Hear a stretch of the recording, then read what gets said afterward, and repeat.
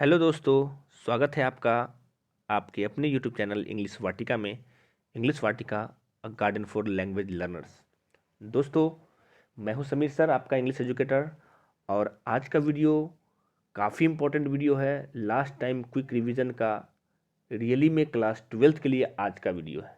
जी हाँ दोस्तों, आज के वीडियो में यानी पार्ट 5 में हम लोग डिस्कस करेंगे शॉर्ट क्वेश्चंस आंसर की, जो कि क्लास 12th के पनोरमा इंग्लिश बुक से और the story of English book से लिया गया है। तो दोस्तों, आज का वीडियो क्लास 12th के लिए काफ़ी इंपॉर्टेंट है। काफ़ी इंपॉर्टेंट क्वेश्चन आज करवाए जा रहे हैं। तो इस वीडियो को लास्ट टाइम में क्विक रिवीजन के लिए ज़रूर देखें और जो एग्ज़ाम आपका होने वाला है इंग्लिश का, उसमें अच्छे अंक सिक्योर करें। चलिए दोस्तों, शुरू करते हैं आज का ये वीडियो। तो आज के वीडियो में हम देखेंगे क्वेश्चन नंबर 5। तो क्वेश्चन नंबर 5 में क्या पूछे जाएंगे दोस्तों, उसमें कुछ क्वेश्चंस दिए जाएंगे जो शॉर्ट क्वेश्चंस होंगे और उसमें से आपको 5 प्रश्नों के उत्तर देने हैं लगभग 40 से 50 शब्दों में। तो क्वेश्चन इस प्रकार से पूछे जाएंगे, answer any 5 of the following in about 40 to 50 words. तो 5 प्रश्नों के उत्तर देने हैं लगभग 40 से 50 शब्दों में। तो ये प्रश्न आएंगे कहाँ से? तो प्रश्न रहेंगे आपके रेनबो के पोइट्री और प्रोज सेक्शन से, और स्टोरी ऑफ इंग्लिश के भी शॉर्ट क्वेश्चंस रहेंगे। उनमें से कोई सिलेक्ट करना है आपको 5 और उत्तर करना है। तो चलिए हम लोग एक एक कर रेनबो के पोइट्री से, रेनबो के प्रोज से और स्टोरी ऑफ इंग्लिश से शॉर्ट क्वेश्चन का आंसर देखने वाले हैं। तो पहला क्वेश्चन है आपका, हाउ डज कीट्स पर्सोनिफाई और ऑटम इन द पोएम। ये दोस्तों और टू ऑटम से लिया गया प्रश्न है कि किस प्रकार जॉन कीट्स जो हैं पर्सोनिफाई करते हैं, मानवीकृत करते हैं ऑटम को कविता में। दोस्तों, पर्सोनिफिकेशन एक फिगर ऑफ स्पीच होता है जिसके अंतर्गत हम लोग किसी भी निर्जीव ऑब्जेक्ट को हम लोग क्या करते हैं, सजीव की तरह ट्रीट करते हैं, तो उसको पर्सोनिफिकेशन कहा जाता है। तो इसका जवाब क्या है? आंसर हम इस प्रकार से लिखेंगे, throughout the poem Keats continues to personify autumn by applying human verbs to autumn.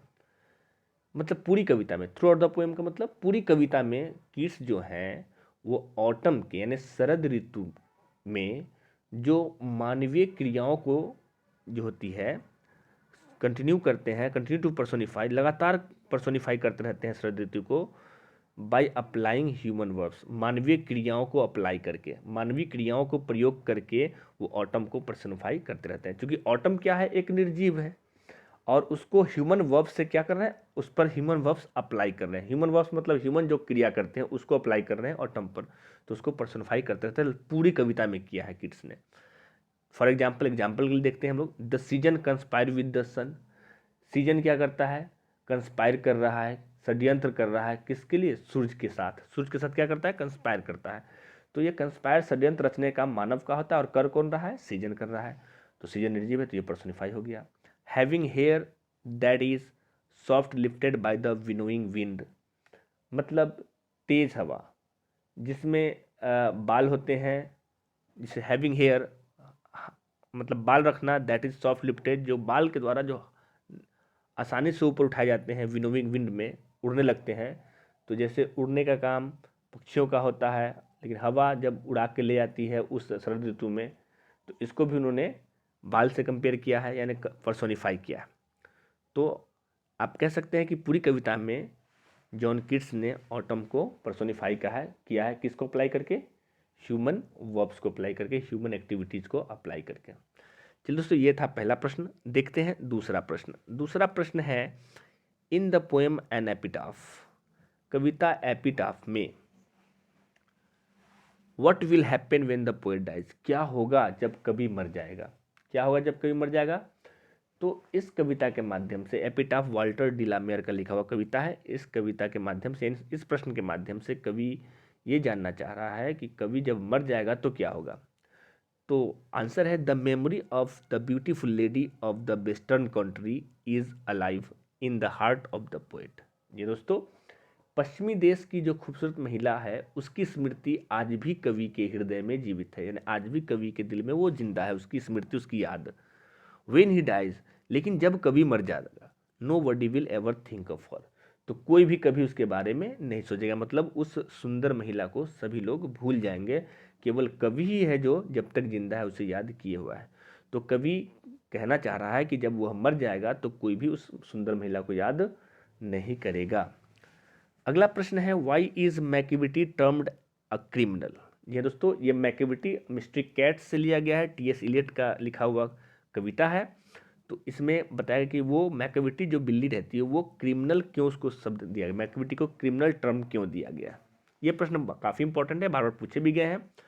तो Macavity is termed a criminal because he commits all sorts of crimes. Macavity जो टर्म दिया गया है क्रिमिनल को, मतलब अपराधी को, वो इसलिए मैकेविटी को टर्म दिया गया है क्रिमिनल का इसलिए क्योंकि वो हमेशा हर प्रकार के क्राइम करती है, हर प्रकार के अपराध करती है। ही प्लंडर्स स्टोर्स, वह क्या करती है, वह दुकानों को लूट लेती है। प्लंडर मतलब लूटना होता है, स्टोर्स मतलब दुकान गोदामों को लूट लेती है। रैनसैक्स ज्वेल केसेस, गहनों को भी लूट लेता है, वो रैंसैक कर लेता है। ब्रेक ग्लासेस पेंस, जो खिड़कियाँ होती है ग्लासेस की उसको तोड़ डालता है। Steel important documents from the foreign office, और विदेशी कार्यालय से वो महत्वपूर्ण दस्तावेज भी चुरा लेता है। तो इस तरह के लगभग काम जो होते हैं, लगभग क्राइम जो होते हैं, वो मैकेविटी कर देता है, इसलिए मैकेविटी को क्रिमिनल का टर्म दिया गया है। आई होप आपने इस क्वेश्चन का भी आंसर अच्छे ढंग से समझ लिया। चलते हैं अगले प्रश्न की तरफ। अगला प्रश्न जो है, व्हाट डिड द फायर हिम्न से टू द स्पीकर। फायर हिम्न जो है अग्नि भजन जिसे बोल सकते हैं, इसको हिम्न मतलब भजन होता है, फायर मतलब अग्नि होता है। तो ये फायर हिम्न स्पीकर से क्या कहता है, तो ये देखना है हमें क्या कहा। तो the fire hymn told the speaker to forgive the fire. The fire hymn ने अग्नि स्तुति, जिसको कह सकते हैं अग्नि स्तुति ने स्पीकर से क्या कहा, वक्ता से क्या कहा कि आग को माफ़ कर दो, फॉरगिव द फायर, आग को माफ़ कर दो, and break the unwanted rules, और जो अवांछित नियम है, अनवांटेड अवांछित जिसको हम लोग मान नहीं सकते, तो इस अवांछित नियम को तोड़ दो, ब्रेक कर दो। What the villagers have been owing for a long time unwillingly, जिसको जो ग्रामीण है, जो विलेजर है, लंबे समय से अनिच्छा से पालन कर रहे हैं, मतलब किसी को भी ये पालन करने की इच्छा नहीं है। तो इस प्रकार के नियम को, अनवांटेड रूल्स को तोड़ देने के लिए आग कहता है, और कहता है कि आग को क्षमा कर दो, आग को माफ़ कर दो। तो ये था प्रश्न नंबर 4, और आई होप आपने इसका आंसर भी अच्छे ढंग से समझ लिया है। चलिए दोस्तों, देखते हैं पोएट्री सेक्शन का अगला short question. Question number 5, which event does the expression the burning heart refer to. किस घटना का किस घटना को रिफर करता है ये द बर्निंग हार्ट, जो कि एक्सप्रेशन दिया गया है उस कविता में बर्निंग हार्ट शब्द का प्रयोग किया गया, फ्रेज के रूप में प्रयोग किया गया है। तो ये जो फ्रेज है वो कौन सी अभिव्यक्ति देता है, तो आंसर क्या होगा। The expression the burning heart refers to the place where dead bodies are usually cremated. ये दोस्तों, जो एक्सप्रेशन अभिव्यक्ति दी गई है द बर्निंग हार्ट की, वो किसको रिफर करता है, किसको संदर्भित करता है, जहां आम तौर पर क्या करते हैं हम लोग, शवों को क्रीमेट करते हैं, अंतिम संस्कार करते हैं, उसको या तो दफनाते हैं या जलाते हैं। क्योंकि बर्निंग हार्ट है तो जलाने की ही बात होगी, क्रीमेटेड की बात होगी, क्रीमेशन की बात होगी, यानी अंतिम संस्कार की बात होगी। तो बर्निंग हार्ट किसको रेफर करता है, एक ऐसे जगह को जहाँ पे शवों को क्या किया जाता है, क्रीमेट किया जाता है, अंतिम संस्कार किया जाता है। One day the speaker and his father where passing by a burning heart. एक दिन की बात है, स्पीकर यानी वक्ता और उसके पिताजी गुजर रहे थे बर्निंग घाट से, मतलब जलती हुई घाट से गुजर रहे थे। ही दे सॉ दैट, उन्होंने देखा कि the fire had died out, the fire had died out but some limbs of a body were still half burned. मतलब उन्होंने क्या देखा कि आग तो बुझ चुकी थी, डाइड आउट हो चुकी थी, लेकिन शरीर के कुछ अंग, जो लिम्ब मतलब अंग होते हैं, अभी भी आधे जले थे, आधे जले हुए थे, पूरी तरह नहीं जले थे। तो ये था क्वेश्चन नंबर 5 का उत्तर। अब देखते हैं अगला प्रश्न, question number 6, why did the poet of the poem snake feel honoured. जी दोस्तों, कविता स्नेक का जो कवि है उसने क्यों महसूस किया ऑनर, सम्मान महसूस किया। तो चलिए उसका उत्तर देखते हैं। The poet felt honoured due to the fact that snake came to the poet's house as a guest and drank water which was present in his water trough and went away peacefully. तो इसमें वह कवि इस बात से सम्मानित महसूस कर रहा था कि जो सांप, उसके पीछे ये तथ्य था कि जो सांप जो था, स्नेक जो था, वो कवि के घर में अतिथि के रूप में आया और उसके पानी के नाले, वाटर ट्रफ के पास पानी के नाद जो था, नाला था, उसमें मौजूद पानी को पी लिया और बिल्कुल पीसफुली चला गया, मैंने शांतिपूर्वक चला गया। इसलिए उसने गर्व फील किया, सम्मानित महसूस किया कवि ने कि वो एक क्या बोलते हैं उसको, गेस्ट की तरह आया और नाद से पानी पिया और शांतिपूर्वक चला गया। इस बात से कवि को ऑनर्ड फील हुई। चलिए दोस्तों देखते हैं अगला प्रश्न, question number 7। Why was the speaker in my grand mother's house proud of living in that house. यानी इसमें स्पीकर है, कविता का नाम है माई ग्रैंड मदर्स हाउस और राइटर है कमला दास। और ये क्यों फील करती है उस घर में रहने, मैंने अपनी दादी माँ के घर में रहने में वो क्यों प्राउड फील करती, इसको बताना है। तो the speaker was proud of living in that house, मतलब वक्ता को यानी कमला दास को उस घर में रहने पर गर्व था। क्योंकि because she was free to do anything there, क्योंकि वहाँ वह कुछ भी करने के लिए स्वतंत्र थी और अपनी दादी से प्यार करती थी। And was loved by her, और अपनी दादी माँ के द्वारा बहुत प्यार किया जाता था। And felt mental peace there, और सबसे बड़ी बात कि वहाँ पे वह मानसिक शांति महसूस करती थी। इसलिए स्पीकर अपने दादी माँ के घर में रहने पर गर्व फील करती थी। ये था आपका 7वां प्रश्न। तो दोस्तों ये पोइट्री से लास्ट क्वेश्चन था। तो रेनबो का पोइट्री सेक्शन से हमने 7 क्वेश्चन इंपॉर्टेंट बताया। अब हम लोग आगे देखेंगे रेनबो के प्रोज सेक्शन से। ये पहला क्वेश्चन है, what is civilisation in the real sense of. Civilisation जो रियल सेंस ऑफ टर्म है, यानी वास्तविक अर्थों में सिविलाइजेशन क्या है, यही बताना है। तो civilisation in the real sense of term consist not in multiplication but in the deliberate and voluntary restriction of wants. ये दोस्तों अगर सभ्यता की बात की जाए, सिविलाइजेशन की बात की जाए अगर वास्तविक अर्थों में, तो वह गुणन में नहीं, यानी मल्टीप्लिकेशन में नहीं, बल्कि इच्छा को जानबूझकर और स्वैच्छिक प्रतिबंध में निहित है। जी हाँ दोस्तों, वॉलंटरी का मतलब स्वैच्छिक, रेस्ट्रिक्शन का मतलब प्रतिबंध और वांट्स मतलब इच्छा। यानी इच्छा को जब हम लोग डेलिब्रेट रूप से जानबूझकर और स्वैच्छिक रूप से प्रतिबंधित कर लेते हैं, वही हमारी सभ्यता है, ना कि इसको बढ़ाते हैं, गुणन करते हैं इसमें।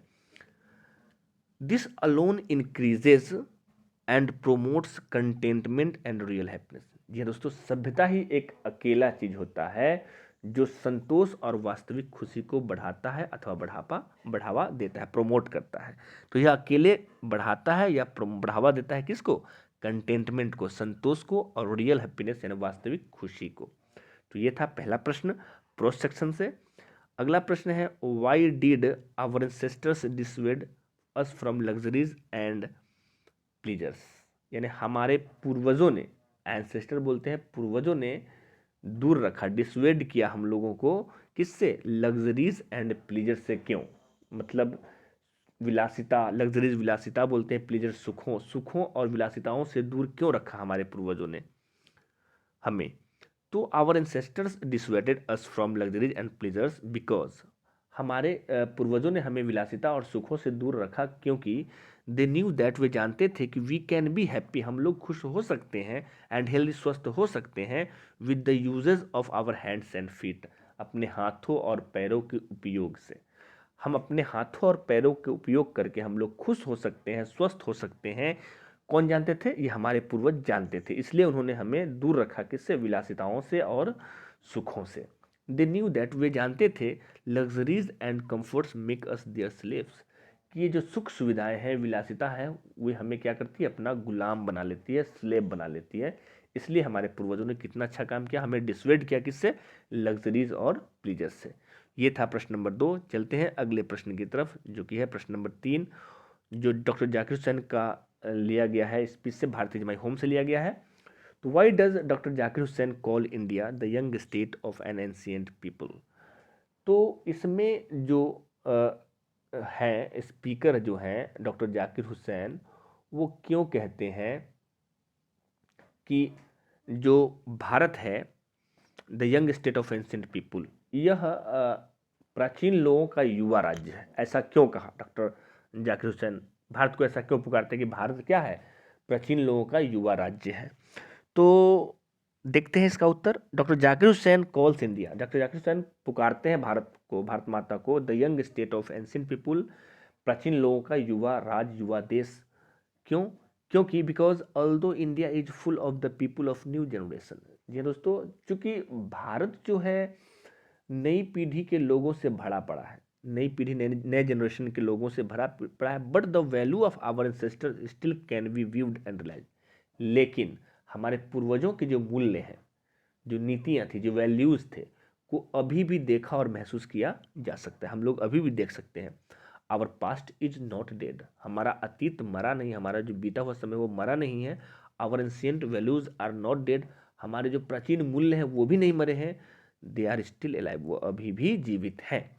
तो इसलिए यानी हमारे जो पूर्वज थे उनके मूल्यों को आज भी हम लोग महसूस कर सकते हैं। न हमारा अतीत मरा है, न हमारे वो प्राचीन मूल्य मरे हैं, वो आज भी जीवित हैं। इसलिए डॉक्टर जाकिर हुसैन भारत को the young state of N ancient people, यानी भारत को प्राचीन लोगों का युवा राज्य पुकारते हैं, कहते हैं। आई होप आपने अच्छे ढंग से समझ लिया। देखते हैं अगला प्रश्न, क्वेश्चन नंबर 4 उसी चैप्टर से लिया गया। Why is doctor Zakir Hussain concept, what is doctor Zakir Hussain concept of education. जी हाँ दोस्तों, कंसेप्ट ऑफ एजुकेशन क्या था डॉक्टर जाकिर हुसैन का, शिक्षा की जो अवधारणा कंसेप्ट थी वो क्या थी डॉक्टर जाकिर हुसैन की। तो दोस्तों doctor Zakir Hussain concept of education is that, यानी डॉक्टर जाकिर हुसैन का जो शिक्षा की अवधारणा थी वो यह थी कि it is the prime instrument of nation building. जी दोस्तों, यह राष्ट्र निर्माण का प्राइम इंस्ट्रूमेंट, प्रमुख साधन है, होता है। जो शिक्षा होती है, एजुकेशन जो होती है, किसी भी राष्ट्र का, नेशन बिल्डिंग का, राष्ट्र निर्माण का प्रमुख इंस्ट्रूमेंट, यंत्र होता है। अकॉर्डिंग टू हिम, उनके अनुसार education is the process of the individual mind getting to its full possible development. यानी उनके अनुसार शिक्षा क्या होता है, व्यक्ति के मन की वह प्रक्रिया होती है, वह प्रोसेस होता है जो अपने पूर्ण संभव विकास को प्राप्त करती है। जी हाँ दोस्तों, एजुकेशन से कोई भी मनुष्य, एजुकेशन की प्रक्रिया से व्यक्तिगत रूप से पॉसिबल डेवलपमेंट जितने होते हैं, संभव, पूर्ण संभव जो विकास होता है उसको प्राप्त करते हैं। तो ये था चौथा क्वेश्चन। आई होप आपने अच्छे ढंग से इसको भी चलिए देखते हैं अगला प्रश्न। अगला प्रश्न यानी प्रश्न नंबर 5 यानी क्वेश्चन नंबर 5 है, in what dress did the author go to the minister along with Nanu Kaka. जी दोस्तों, नानू काका जो करेक्टर है वो अ पिंच ऑफ स्नफ का करेक्टर है, जो कि चैप्टर नंबर 3 है प्रोज का। तो इसमें बोला जा रहा है किस ड्रेस में ऑथर यानी लेखक गए मिनिस्टर के यहाँ, किसके साथ, नानू काका के साथ। तो इसका आंसर है the writer went to the minister in a Jodhpur coat along with Nanu Kaka. जो लेखक है नानू काका के साथ कौन सा कोट पहन कर गए मंत्री के पास, जोधपुर कोट। जोधपुर का एक स्पेशल कोट होता है जो ऊपर से नीचे तक का होता है, तो उस कोट में वो नानू काका के साथ गए मंत्री से मिलने। Who had Tide a huge orange turban round his head, यहाँ पे हु का प्रयोग नानू काका के लिए किया गया।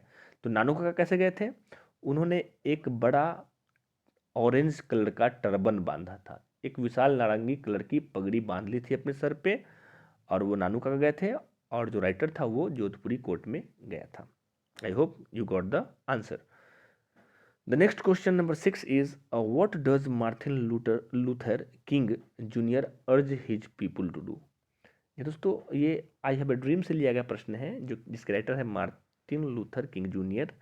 तो मार्टिन लूथर किंग जूनियर क्या अर्ज करते हैं अपने लोगों से, क्या अपील करते हैं अपने लोगों से, क्या आग्रह करते हैं, तो इसी को बताना है। तो Martin Luther King Junior urges his people to march on the road for the their civil right. यानी मार्टिन लूथर किंग जूनियर जो है अपने लोगों से अपने नागरिक अधिकार के लिए मार्च करने को, रोड पे मार्च करने को कहते हैं। मार्च का मतलब आगे बढ़ने के लिए, चलने के लिए रोड पे कहते हैं कि वो अपने नागरिक अधिकार के लिए आगे बढ़ें, आगे चलें, सड़क पे उतरें। They should continue their movement until they find all rights what they deserve. वे आगे कहते हैं कि उन्हें अपना आंदोलन तब तक जारी रखना चाहिए जब तक कि उन्हें वे सभी अधिकार नहीं मिल जाते जिसके वे हकदार हैं, जिसके लिए वे डिजर्व करते हैं। तो मार्टिन लूथर किंग जूनियर ने अपने लोगों से यही आग्रह किया कि वो अपने सिविल राइट के लिए रोड पे आगे बढ़ें और अपना मूवमेंट को तब तक कंटिन्यू रखें जब तक कि वो उन सारे अधिकारों को पाना ले जिनके वे हकदार हैं। तो ये था क्वेश्चन नंबर 6 का उत्तर। देखते हैं question number 7, what is the impact of poverty in medical field. Medical field में क्या है, मेडिकल फील्ड में गरीबी का क्या इम्पैक्ट होता है वो देखना है। तो ये लिया गया अ चाइल्ड इज बोर्न से, जिसके राइटर है जर्मैन ग्रियर। तो according to Germaine Greer the immediate impact of poverty in medical field, यानी जर्मैन ग्रियर के अनुसार चिकित्सा क्षेत्र में गरीबी का जो तत्काल प्रभाव जो होता है, इम्पैक्ट जो होता है, वो क्या है, वो है cultural dominance of western technology. जी हाँ दोस्तों, पश्चिमी प्रौद्योगिकी का सांस्कृतिक प्रभुत्व। डोमिनेंस का मतलब प्रभुत्व होता है, तो कल्चरल प्रभुत्व जो होती है किसका, वेस्टर्न टेक्नोलॉजी का, पश्चिमी तकनीकी का, वही सबसे बड़ा इम्पैक्ट है पॉवर्टी इन मेडिकल फील्ड में गरीबी का जो प्रभाव, यही सबसे बड़ी चीज़ है। चलिए दोस्तों देखते हैं अगला प्रश्न। अगला प्रश्न है आपका क्वेश्चन नंबर 8, जो कि लिया गया है बहुत ही अच्छे एक द आर्टिस्ट नाम के चैप्टर से, जो एक छोटे से आर्टिस्ट हैं, छोटे बच्चे की कहानी है। प्रश्न है, how did Seibei's father react to the teacher's complaint. तो किस प्रकार सेइबेई नाम के जो बच्चे रहते हैं उसका फादर रिएक्ट करते हैं टीचर के कंप्लेंट। जब टीचर उस बच्चे के खिलाफ कोई कंप्लेन करता है तो उसके कंप्लेन के एवज में उसके फादर कैसे रिएक्ट करते हैं, ये चीज़ बताना है। तो Seibei's father reacted to the teacher's complaint. Seibei के पिता ने शिक्षक की शिकायत पर प्रतिक्रिया दी, रिएक्ट किया। तो क्या किया, he became angry at this matter, इस बात पर वो गुस्सा हो गया, यानी शिकायत पर वो क्या हो गया, गुस्सा हो गया। He grabbed his son by the collar, उसने अपने बेटे को कॉलर पकड़ लिया, कॉलर से पकड़ लिया, ग्रैब कर लिया, and gave him a sound beating, और उसकी जमकर पिटाई कर दी। साउंड बीटिंग का मतलब जमकर पिटाई कर देना। ही चिड हिज सन, उसने डांटा भी अपने बच्चे को, दैट क्या कहते हुए कि he will never get anywhere, उसने यह कहा अपने बेटे कि जिस तरह से वो चल रहा है in the world, the way he is carrying on, जिस तरीके से वो आगे बढ़ रहा है या जिस तरह का वो काम कर रहा है, उसे दुनिया में कहीं भी जगह नहीं मिलेगी, इस पूरी दुनिया में उसे कहीं भी जगह नहीं मिलेगी जिस प्रकार का वो काम कर रहा है। तो यह कहकर उसने डांटा भी।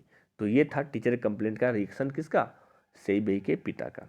देखते हैं अगला प्रश्न, question number 9, how are children of the joint family in Bangladesh looked after. ये दोस्तों ये फिर से अ चाइल्ड इज बोर्न से लिया गया प्रश्न है। तो किस प्रकार जो ज्वाइंट फैमिली के जो बच्चे होते हैं बांग्लादेश में उनकी देखभाल की जाती है। तो उसका उत्तर है कि all the small children of the joint family in Bangladesh are looked after by the whole family. ये दोस्तों जितने भी बांग्लादेश में संयुक्त परिवार में, ज्वाइंट फैमिली मतलब संयुक्त परिवार होता है, उसमें जितने भी बच्चे होते हैं, छोटे बच्चे होते हैं, उनकी देखभाल परिवार के पूरे परिवार द्वारा मिलकर किया जाता है, पूरा होल फैमिली मिलकर करता है। One of the daughters in law bathes them all, उनमें बहुओं में से कोई एक बहू उन सब बच्चों को नहलाती है एक साथ। अनदर कुक्स फूड, दूसरी जो बहू होती है वो खाना पकाती है। And yet another feeds them, और दूसरी जो होती है उन्हें खिलाती है। मतलब कहने का मतलब सभी ज्वाइंट फैमिली में अपने अपने काम को बांट लेते हैं। सभी के बच्चों को कोई एक बहू नहला दी, कोई एक खाना पका रही है सबके लिए, कोई एक सबको बैठा कर खिला रही है।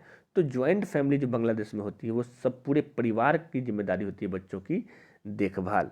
तो ये थे प्रश्न आपके प्रोज के रेनबो से।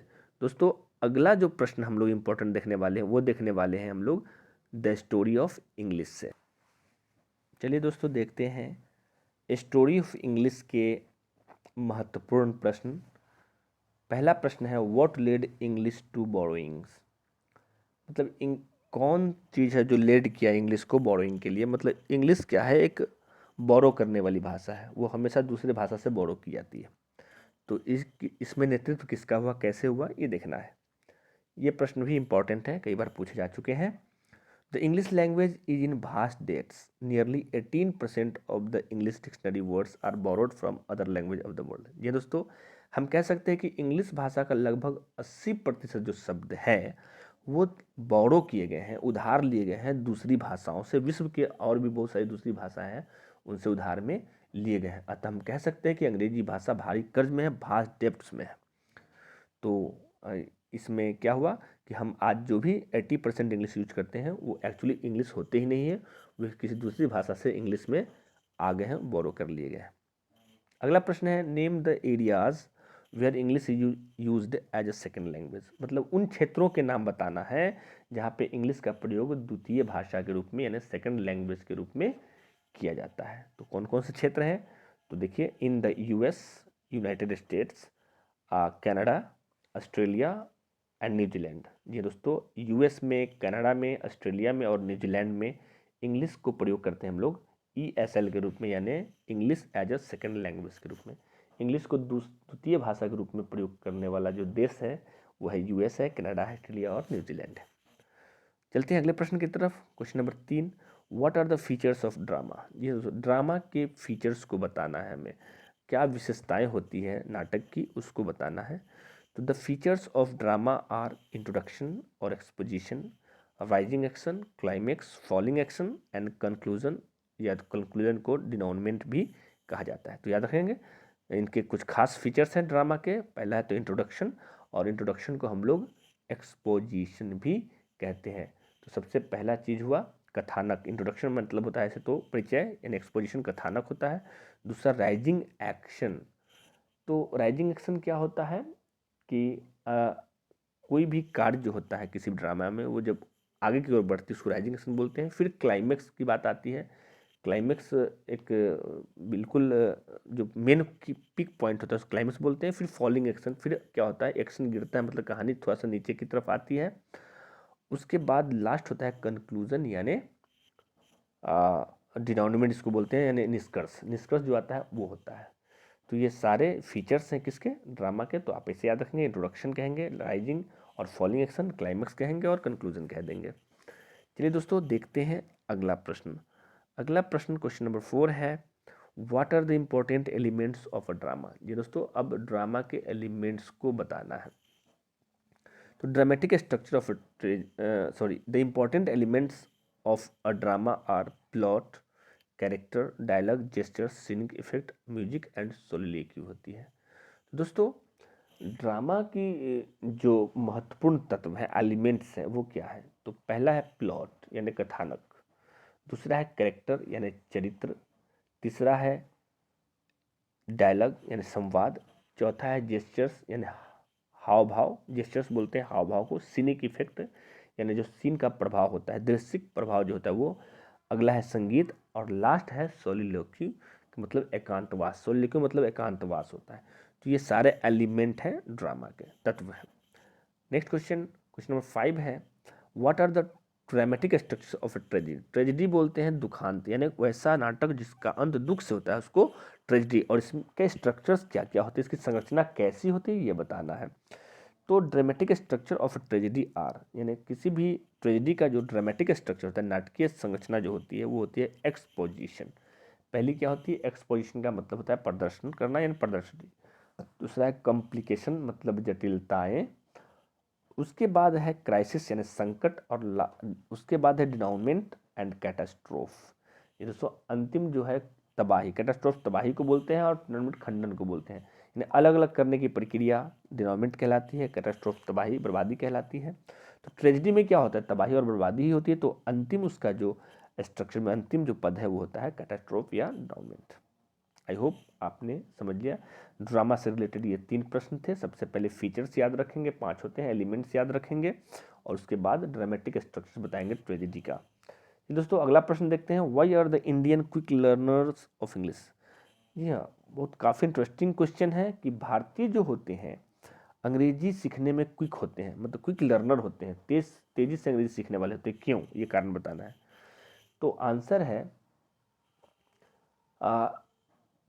The Indians are quick learners of English language.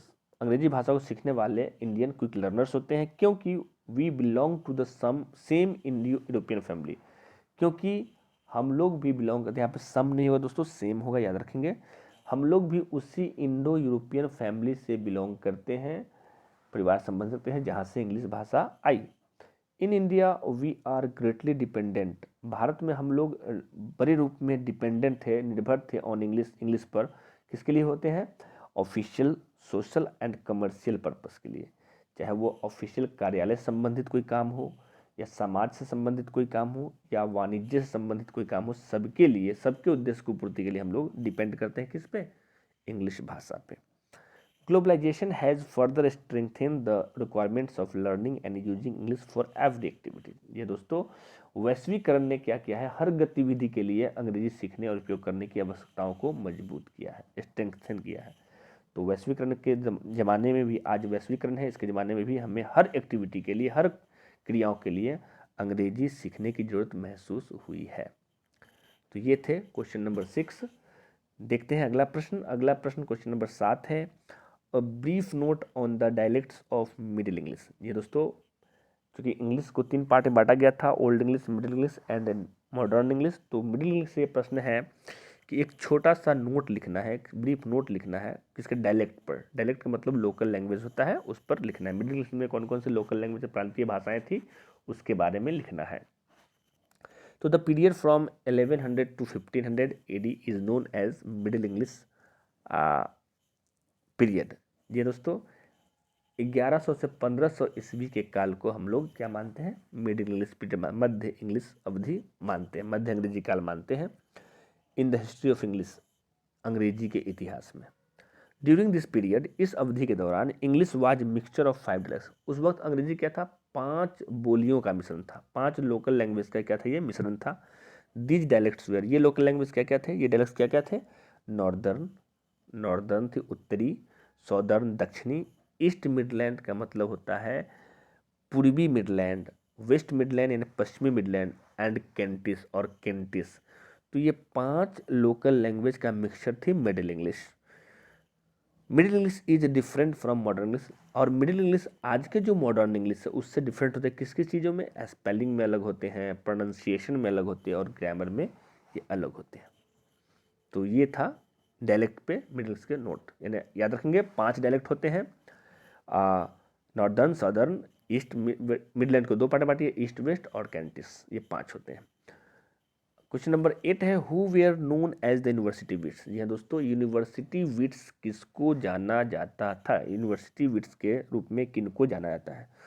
तो इसमें कुछ बहुत बड़े लेखक सब हुए हैं, कुछ ऑथर सब हैं, उनके नाम हैं। कौन कौन थे यूनिवर्सिटी में? पहला है क्रिस्टोफर मार्लो, दूसरा रॉबर्ट ग्रीन, तीसरा Thomas Nashe, Thomas Lodge, George Peele and Thomas Kyd were known as the university. यानी इनको क्रिस्टोफर मार्लो 1, 2, 3, 4, 5 और 6, यानी यूनिवर्सिटी विट्स के रूप में 6 जो थे राइटर सब जो थे, ये विद्वान लोग थे, स्कॉलर्स थे, जिनको यूनिवर्सिटी विट्स कहा जाता है। याद रखें, Christopher Marlowe, Robert Greene, Thomas Nashe, Thomas Lodge, George Peele और थॉमस किड।